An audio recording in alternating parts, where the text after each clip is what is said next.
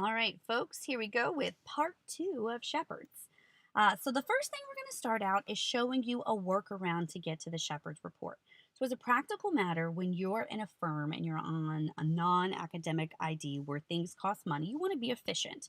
Shepard's are always efficient because they're free. And the way to kind of bypass a charge is to go Shep colon and enter the citation. And what that's going to do is take you directly to the Shepard's report as opposed to having to first go to the underlying authority and then run the Shepard's report. So we're looking at the Shepard's report for US v. Lee. US v. Lee kind of stands for two main propositions. The first one is charging papers, something about particular charging papers and having to cite with particularity. And the second is establishing parameters for armed career criminals and whether this particular offense is within the parameters of that case. So those are the two main principal holdings of Lee, but as we saw with the last opinion, the case can have, any number of points of law. So we're going to focus on these two for now. And what we're going to do is we see this negative treatment. We see it appears right here under citing a decision, so that's where we want to focus. And then we're going to come over here and we want to narrow down to overruled in part. And by doing this, we're looking at the cases that have overruled US v. Lee, specifically the Housey opinion, and we see it's been overruled on one point and followed on another. And we can read through here and get an idea of what it says, but what we really are going to do is go ahead and jump into the opinion and dive into the portion of the opinion that talks about it being overruled. And as we read through here, we can see its explanation of Lee and how it applies and how it's criticizing and following Lee. Specifically, it says, in order to bring harmony both within and among the circuits, we now overrule the portion of Lee dealing with the treatment of theft and hold that blah, blah, blah, blah, blah. The other principal holding of Lee, revealed by the charging papers, is compatible with Taylor and as adopted en banc. It remains good law. As an overruling opinion, this decision was circulated to all judges, therefore. So this is a perfect example of how you can get that red stop sign, but you can still cite to a case.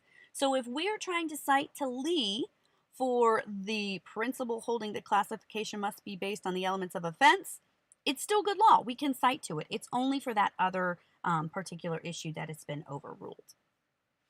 All right, now let's look at another Shepard's report and use it for another type of analysis. So we're still validating. We're still making sure the law is good law. And we are going to pull up 808 Southern 2nd 141. Again, I'm using Shep colon to bypass the actual underlying source document and go directly to the Shepard's report. And once we're here, we're going to see the negative treatment is on appellate history. So now what we have to do is dive into the Shepard's report. We find the citation. Anything above this that says citation you Shepardize, anything above is going to be prior history of this opinion. Anything below is subsequent history. So this one is here, but look at all of this subsequent history. So we really are trying to understand how this case worked its way through the courts and then figure out where it was vacated by to determine what created that negative analysis, okay? This can be really confusing, so be aware of the graph here to give you a nice kind of graphical overview of exactly what this line is saying or how this case worked its way through the court system. All right, now let's move on to something slightly different. We are now going to Shepardize a statute. And I'm actually going to bypass the statute itself, and I'm going to go straight to the Shepard's report, much like we did. I will tell you, if we went to the if we went to this statute first, you'd find that red exclamation point, and you would also find this symbol, which meant pending legislation. Pending legislation, not surprisingly, how many bills are introduced in the House and Senate? A ton, right? How many actually pass? Very few. With that being said, you can dive in there and set up an alert to alert you kind of how far they are. You can also look at the legislative outlook from here to see the likelihood of their passage as well, but we won't mess with that right now. We will at brief training, so we'll talk about that a little more at brief training. All right, so we see there is a red exclamation point. Note there are also Supreme Court opinions that are referring back to this statute. The most important thing I want you to get out of this, because at this point we all know how to look at a Shepard's report, right? Like there's 1,500 opinions. That's too many. But specific for a statute, Very rarely are you citing to the entire statute, right? It's usually a subsection that you're citing to. So we're going to come here to subsection reports by specific court citation, and we're going to open that up. And the reason we're going to open this up is we want to get more granular. We want to look specifically at the subsection that we're referring to run the Shepard's report. But even more helpful, by doing it this way, you can quickly ascertain exactly which subsection created that constitutional issue. So if we're referring to 2250A2B, that's a positive symbol, no negative treatment. And then we can even narrow down by clicking this to the 151 cases that refer back to it.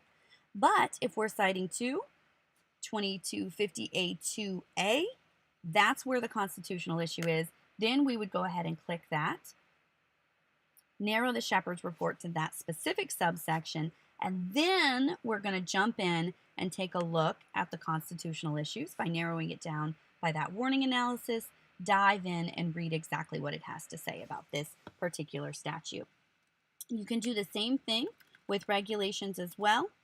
So we'll just Shep : 50 CFR 17.40. It's going to take us directly to that Shepard's report. And then kind of the same deal. We see that red exclamation point. We want to narrow down to the cases that talk about void or invalid, and also narrow down to our particular circuit since there are no Supreme Court opinions on this issue. All right, we have now finished validation. So the next thing we're going to do is we're going to move into the second reason that we Shepardize, which is to expand your analysis.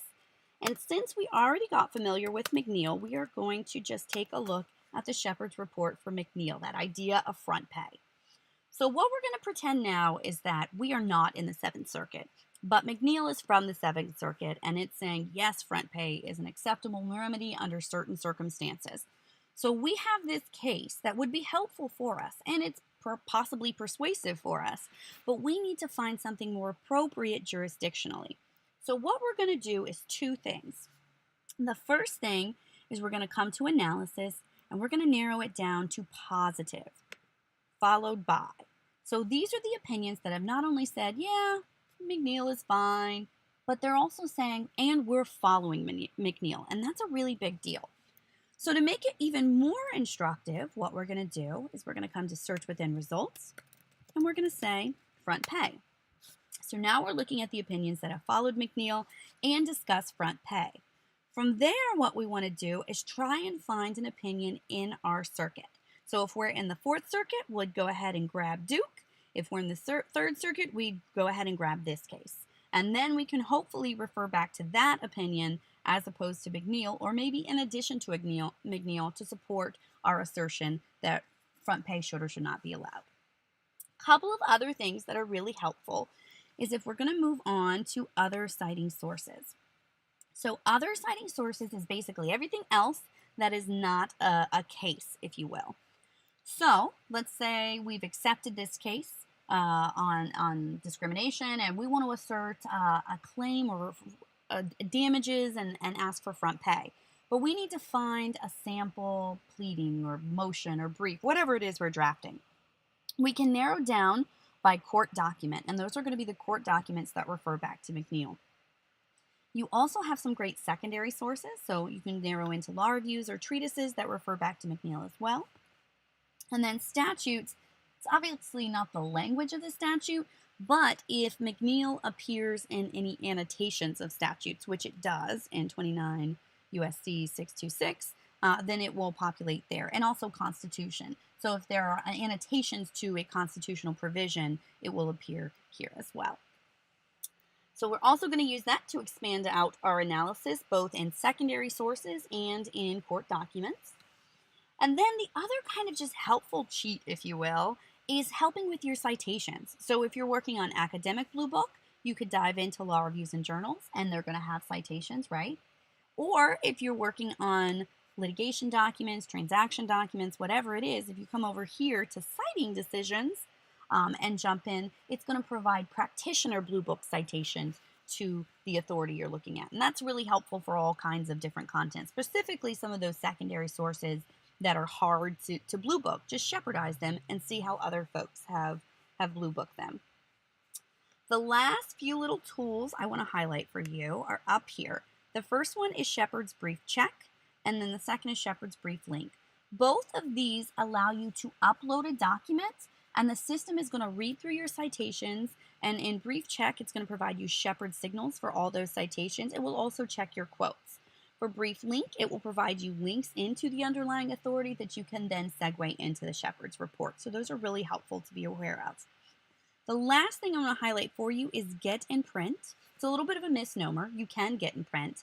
But the other really nice thing is you can enter up to 100 citations. You could say 12 US 1, 24 Southwest 3rd, 50, 45. And then you can select what you want to do here. So you want to retrieve the Shepard's report, you want them downloaded, and that way you can quickly update, say, a brief that has 20 citations in one fell swoop rather than diving into each individually. Well, folks, that is about it. We were going to look at Lexis for Microsoft Office, which does all your Shepards for you, but we're going to talk about that in depth at brief training. So feel free to join us for that, and we'll kind of do a deep dive there. Thanks so much and have a great day.